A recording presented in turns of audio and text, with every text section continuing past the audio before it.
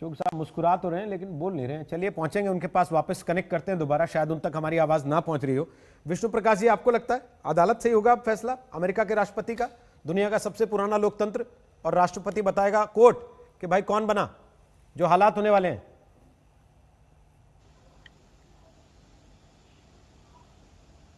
ये बड़े चिंता का विषय है।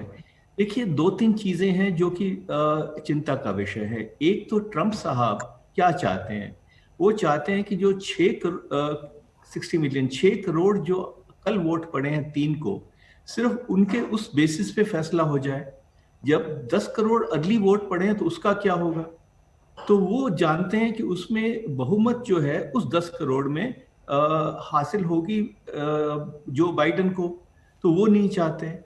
दूसरा, अगर जो बाइडन का बयान देखें, उन्होंने बड़ा नपा-तुला बयान दिया है। उन्होंने ये कहा, जो जिसका आप भी जिक्र कर रहे थे, कि ना मैं कुछ तय करने वाला हूं, ना वो करेंगे, ये तो आप लोग जनता करेगी और हमको समझ चाहिए। ट्रंप साहब ने तो यहां तक कह दिया कि ये देश के लिए के ऊपर एक बहुत बड़ा फ्रॉड है और हम तो जीत गए हैं।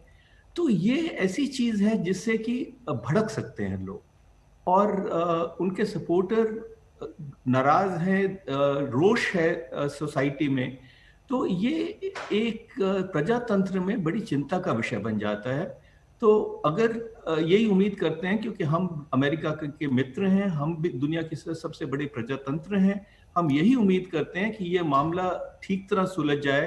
तो इसी में सबकी विजय है, सबके लिए यश की बात है। अशोक जी, जी, इस पूरी परिस्थिति में जहां डोनाल्ड ट्रंप ये मानने को तैयार नहीं है कि वो हार सकते हैं, और जो बाइडेन क्योंकि दूध के जले हैं इसलिए छाछ को भी फूंक फूंक कर पीना चाहते हैं, उनके समर्थक खुल के कह रहे हैं कि पिछली बार जो हो गया था उसको देखने के बाद हम पहले से ही अपने दावे पेश नहीं करना चाहते। आपको लगता है कि अमेरिकी चुनाव में इस बार स्थितियां सामान्य के मुकाबले कठिन है, डिफिकल्ट है? बिल्कुल कठिन है। देखिए, क्योंकि बात यह है, जो मीडिया ने जिसे प्रोजेक्ट किया था, जो नेशनल लेवल पर वो 8-10% से आगे हैं बाइडेन साहब ट्रंप से।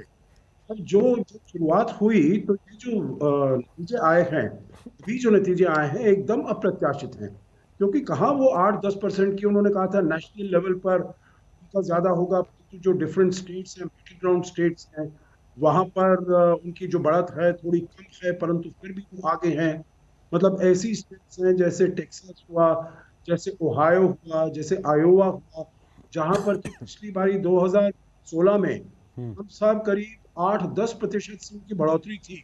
उसमें भी ये बता रहे थे जो अभी बाइडेन साहब करीब 3 या 4% आगे हैं, परंतु वो मार्जिन ऑफ एरर के अंदर आते हैं। तो मेरे विचार से अभी जो ट्रंप साहब की जो दिखाई है, उनकी जो परफॉर्मेंस है, तो बिल्कुल ही अनप्रेसिडेंटेड है, बिल्कुल ही अनएक्सपेक्टेड है।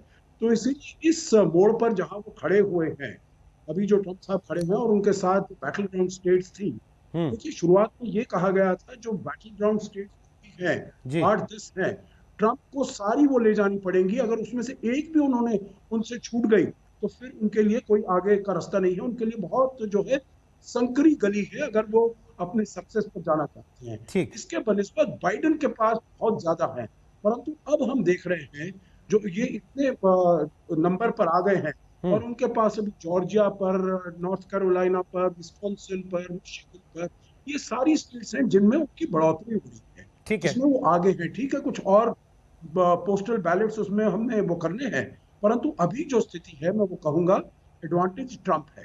ठीक, वापस आते हैं आपके पास। आप कह रहे हैं एडवांटेज ट्रंप है, और नवनीत चुग हमारे साथ आ गए, कमला हैरिस के मित्र हैं। एक छोटे से ब्रेक के बाद उन तक चलेंगे, उनसे बात करेंगे, उम्मीद है अब उन तक आवाज पहुंच रही है। उनसे पूछेंगे कि इस वक्त की स्थिति में वो कैसा महसूस कर रहे हैं। आप देख रहे हैं आज तक, ये कवरेज लगातार जारी है।